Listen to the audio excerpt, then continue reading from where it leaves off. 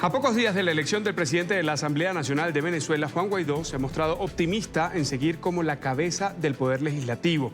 El también presidente interino del país afirmó que cuenta con los votos necesarios para lograr su permanencia en la directiva. Guaidó denunció que el régimen de Nicolás Maduro va a intentar arrebatar las facultades de los legisladores legítimos, pero que la oposición al madurismo cuenta con la mayoría absoluta para ejercer a plenitud. El mandatario encargado reiteró su rechazo a las recientes acciones del régimen contra dirigentes que se le oponen.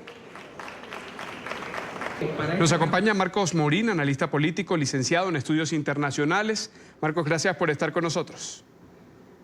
Muchas gracias, Carlos. Un gusto saludarlos y feliz Navidad desde Caracas. El gusto es nuestro. Hay un antes y un después de la juramentación de Juan Guaidó como presidente interino de Venezuela. Y esto lo digo porque en la Asamblea Nacional había algunos acuerdos que ahora, por la coyuntura, no podrán cumplirse, toda vez que la oposición al régimen de Nicolás Maduro necesita a Juan Guaidó allí nuevamente este año legislativo al frente de la Asamblea. ¿En qué cambia, en qué afecta la dinámica política esta situación? Bueno, sin duda, Carlos, hay mucha expectativa en torno a lo que va a pasar el 5 de enero porque el escenario cambió, como tú bien lo describías. Evidentemente la oposición necesita a Juan Guaidó como presidente interino de Venezuela porque el momento que él vivió durante este periodo de lo que ejecutó su presidencia como líder de la Asamblea Nacional fue el periodo donde la Asamblea tomó la decisión de declarar a Nicolás Maduro como usurpador. Hay que recordarle a los amigos en Colombia y todas las personas que nos ven hasta ahora de que cuando fue electa esta Asamblea Nacional de Oposición en el año 2015, se había acordado de que se iba a rotar la presidencia de la misma, es decir, cada presidente anualmente iba a ser cambiado por alguna de las toldas políticas de oposición que hacían mayoría, y justamente en el año 2019 le correspondía a voluntad popular. ¿Qué es lo que se espera? Para el próximo 5 de enero va a haber una elección, evidentemente va a haber un cambio en cuanto a lo que serían las vicepresidencias de la Asamblea Nacional. Sin embargo, por la coyuntura que se vive y por ser Juan Guaidó un presidente también interino, reconocido por más de 60 países en el mundo, es de lógica que él va a ser reelegido para ese cargo. Ahora, hay también que esperar ver cómo se maneja el ajedrez político en torno a, primero, la reincorporación de los diputados del chavismo, que como tú bien debes recordar, se habían ausentado bastante tiempo de la Asamblea Nacional para conformar la famosa Asamblea Nacional Constituyente, y por otro lado los escándalos de corrupción y de algunos diputados de oposición que de alguna forma también han sido atacados y ha generado todo un tipo de reacción negativa dentro de lo que es la percepción que se tiene de la Asamblea Nacional. Además está el tema de estos diputados comprados o vendidos, según desde donde se vea. Es a los que el régimen ha intentado o ha contactado para intentar que cambien su posición en la Asamblea Nacional. ¿Tú crees que eso va a incidir en esa votación, aquellos a los que les han ofrecido o les han entregado dinero para que voten de una forma distinta a la que se debería esperar? Mira, Carlos, sin duda el día 5 de enero es un día bastante, genera mucha expectación. Es un día en donde no sabemos qué va a pasar. Si bien han habido algunos diputados de oposición, inclusive Luis Estefanelli, diputado de Voluntad Popular, que ha denunciado que fue intentado comprar con casi $1 millón para votar en contra de lo que sería la votación del Parlamento, en este caso de la oposición dentro del Parlamento. Han habido otros casos, diputados que eran del chavismo, que pasaron a la oposición y que también habrían recibido euros y otro tipo de preventas por parte del chavismo. No sabemos a ciencia cierta qué cantidad de gente pudo haber sido contactada con estas operaciones que está haciendo el régimen de Nicolás Maduro, pero algo que queda en evidencia es que el régimen de Nicolás Maduro se está jugando todas las fichas posibles y todas las cartas en la mesa que tiene para tratar de cambiar lo que sería la directiva de la Asamblea Nacional. Quizás inclusive apostar a que no sea Juan Guaidó el presidente, sino colocar a otra persona. Hay que recordar que el chavismo no tiene mayoría como tal en la Asamblea Nacional, pero ha jugado a dividir y ha jugado también a tratar de comprar, como tú bien lo señalabas, a diputados del Parlamento venezolano que son de oposición. El escándalo, por supuesto, de corrupción de la Comisión de Contraloría de la Asamblea Nacional también refleja que hay una situación de división. Diputados que inclusive fueron expulsados del partido de gobierno, por llamarlo de alguna forma, el partido de Juan Guaidó, que ahora no se sabe por quién van a votar. Y una fracción, 16 de julio, que es una fracción que encabezan diputados que desde hace más de 2 años se han deslindado de las decisiones de las cabezas de los partidos políticos y que en su mayoría lo integran personas allegadas o diputados allegados a María Corina Machado, que también es un dilema porque no sabemos si realmente ellos o van a proponer un nuevo nombre para que dirija la Asamblea Nacional o se van a plegar a las mayorías y harían la reelección de Juan Guaidó. ¿Esto es una lucha de extremos, crees tú, de radicalismo? Lo que pasa es que desde el año 2016, cuando comenzó este periodo de la Asamblea Nacional, algo que se evidenció fueron fracturas o divisiones, o aunque ellos hablaban de unidad, pues de alguna forma tenían sus intereses propios. Y esto terminó de efervecerse este año 2019 cuando llega al poder Juan Guaidó, cuando es juramentado como presidente interino, y cuando vemos que pese a que la oposición en conjunto aparentaba estar unida, hay factores que fueron de alguna forma contradictorios en sus apoyos. Esta fracción 16 de julio que siempre ha adversado las decisiones que toma el Parlamento venezolano, han tenido una postura crítica, y la reincorporación del chavismo, que tiene como objetivo justamente en este año 2019 es tratar de ocupar obviamente un espacio que ellos abandonaron, pero también de empezar a tratar de persuadir a diputados que estarían de oposición, que estarían en desacuerdo con algunas decisiones que tomó Juan Guaidó en su momento, para tratar de, digamos, un poco enturbiar las aguas dentro de lo que sería la elección de la Asamblea Nacional. Hasta hace unos 3-4 meses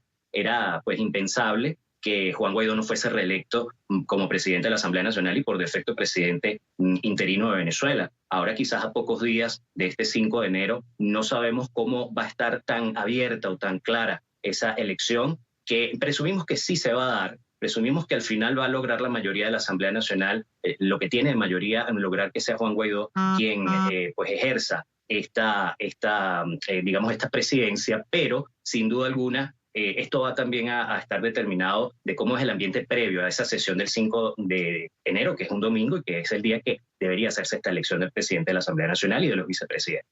Estos pasos atrás no ha ocurrido por primera vez. En el 2002 hubo un alzamiento contra Hugo Chávez, incluso él salió del poder por 3 días. En el 2007 la oposición tuvo la oportunidad cuando ganó junto o impulsado por el movimiento estudiantil un referendo a Chávez. Luego, más adelante, 2014, 2017, una explosión social también que arrinconaba a Nicolás Maduro.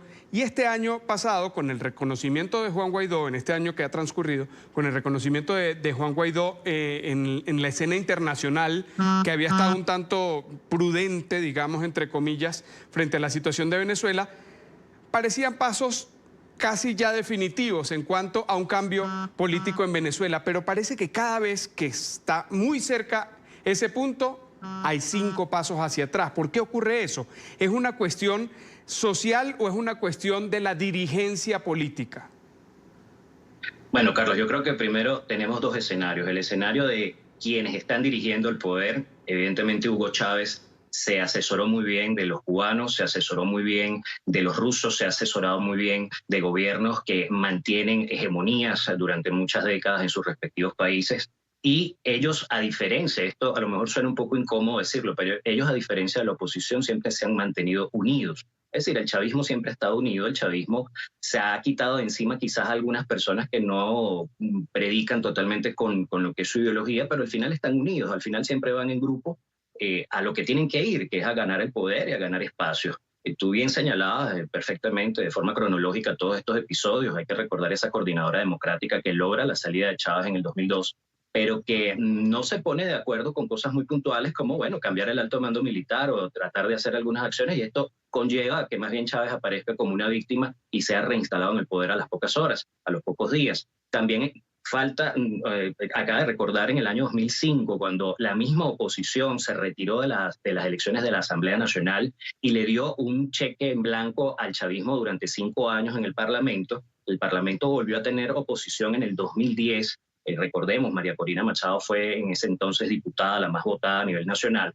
Es decir, la oposición ha cometido muchos errores y creo que, por un lado, eso, y sería lo otro que pudiéramos catalogar, aparte de la cohesión del chavismo, es las, digamos, divergencias, las situaciones complicadas que hay en torno al poder dentro de la misma oposición, la cantidad de intereses individuales en donde han surgido algunos liderazgos de alguna forma temporal. En algún momento fue Enrique Capriles, después Leopoldo López, ahora es Juan Guaidó, pero no hay una uniformidad que sí la ves en el chavismo. Y creo que sin duda eso ha sido el gran error que ha cometido la oposición venezolana y que ha llevado a que este año empezáramos muy bien, empezáramos un año con mucha motivación, con un reconocimiento de un presidente interino a nivel internacional, con mucho movimiento de calle, y ahorita estamos en el año, terminando el año 2019, con un mar de incertidumbres porque no sabemos qué nos depara el 2020. El 2019, lo dices, comenzó con una comunidad internacional diciendo estamos con Venezuela y estamos con los venezolanos, y está terminando con una comunidad internacional diciendo seguimos preocupados por la situación en Venezuela, pero es un problema que deben resolver los venezolanos. Otra vez diciendo esto es una cosa en la que no nos vamos a meter. Sí, hay un escepticismo evidentemente generalizado. Creo que esos picos que hemos tenido, tú hablabas del 2014, cuando hay que recordar que algunos factores políticos fueron los que motivaron esas protestas de calle y otros factores políticos no reconocieron esa protesta. Después en el 2017 sí fueron a la protesta, acompañaron los partidos políticos al movimiento. Marco, eso se llamó la salida que planteó Leopoldo López, que estuvo en una plaza en Caracas, en el este de Caracas, y con megáfono en mano dijo, esta es la vía. Y a fin de cuentas, del 2014 al 2019... llegó de ese momento en el que fue arrestado Leopoldo López, cuando pues, finalmente se entrega a las autoridades, a el momento en el que sale junto a Juan Guaidó con una cinta acá, también en el este de Caracas, diciendo vamos a tomarnos una base militar. Es decir, al menos en esa parte de esa dirigencia política sigue siendo la misma posición. Sí, es que de hecho en la misma posición estaban los tibios, los radicales, los intermedios. Quizás en ese momento que tú señalas, en enero del año 2014, María Corina Machado estuvo, de hecho, en esa plaza. Antonio Ledesma estuvo en esa plaza. Yo tuve la oportunidad de estar allí. Y hoy día siguen teniendo la misma posición ellos. Y fíjate que es lo que tú dices. Hoy en día todavía tenemos a los que llaman radicales, es al exalcalde Ledesma, a María Corina Machado. Quizás ahora el tema de Leopoldo criticable es que, bueno, hay gente que no está de acuerdo cómo se está manejando el interinato de Juan Guaidó. Y por supuesto, Juan Guaidó es del partido de Leopoldo López. Esos avances y esos retrocesos han cansado a la población, la han llenado de escepticismo. En el 2017 también pasó. Al final, después de tantas marchas, se aceptó una imposición de una Asamblea Nacional Constituyente y más nunca se volvió a la calle, ni hablar del año 2018, que fue totalmente tranquilo, entre comillas, para lo que fue la política venezolana, y una Asamblea Nacional que estaba inactiva. Este 2019 sin duda fue un año de muchos sinsabores en la política venezolana, y sobre todo porque estamos cerrando con un escepticismo muy grande y no sabemos qué va a deparar el 2020. El 2020 el chavismo ha dicho que hay elecciones del Parlamento y ya vemos cómo están comprando diputados, ya vemos cuáles son sus accionarios. No sabemos exactamente hasta dónde puede llegar, pero lo que sí entendemos es que se están jugando todas las cartas. Hay un calendario que hay que cumplir. La Asamblea Nacional debe juramentarse el 5 de enero del año 2021. Y para que se renueve la Asamblea Nacional tiene que haber elecciones. ¿Cómo se va a una elección sin que haya llegado un momento de garantías para que el ciudadano de verdad se exprese y lo que ocurra allí sea algo lo más parecido posible a la última elección, cuando esta Asamblea Nacional fue escogida? Mira, como se ha agravado el tema del reconocimiento de lo que es los actores electorales, en este caso el Consejo Nacional Electoral, y que el episodio del 2015 podemos determinar que fue algo que no esperaba el chavismo no esperaba perder de esa forma. Por eso es que han mantenido a Tilsa y Lucena, y por eso es que se han tratado de valer de todas las artimañas en el caso de la Asamblea Nacional Constituyente, que ya lleva 2 años y no ha hecho el primer artículo de la nueva Constitución, y para eso es una Asamblea Nacional Constituyente, sino que ha ejercido funciones del Legislativo, el mismo Tribunal Supremo de Justicia, que fue pues colocado en carreras un diciembre casualmente del 2015 para que tuviera la mayoría el chavismo y poner a las personas allí que ellos querían.